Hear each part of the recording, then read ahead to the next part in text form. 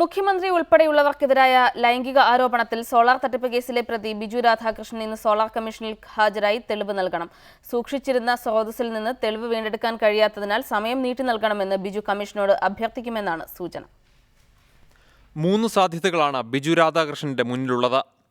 1. സ്രോതസ്സിൽ നിന്നും തെളിവ് വീണ്ടെടുക്കാൻ കഴിഞ്ഞില്ലെന്ന് സോളാർ കമ്മീഷനെ അറിയിക്കുക.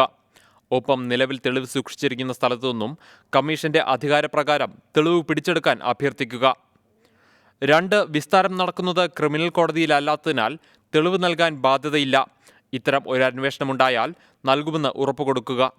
3. വികാരവിക്ഷോഭത്താൽ മൊഴിയിൽ പിശക് പറ്റിയെന്ന് കമ്മീഷനിൽ ഏറ്റുപറയുകയും മാപ്പപേക്ഷിക്കുകയും ചെയ്യുക. കഴിഞ്ഞ ദിവസം ജയിലിൽ സന്ദർശിച്ച അഭിഭാഷകരോടും ഈ 3 കാര്യങ്ങളിലൂന്നിയുള്ള സംശയങ്ങളാണ് ബിജു ആരാഞ്ഞത്. ഒപ്പം കമ്മീഷനിൽ പറഞ്ഞ കാര്യങ്ങൾ അപകീർത്തിയുടെ പരിധിയിൽ വരുമോയെന്നും ബിജു ചോദിച്ചിരുന്നു.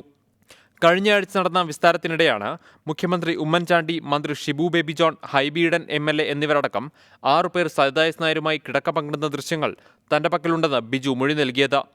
റിപ്പോർട്ടർ, കൊച്ചി.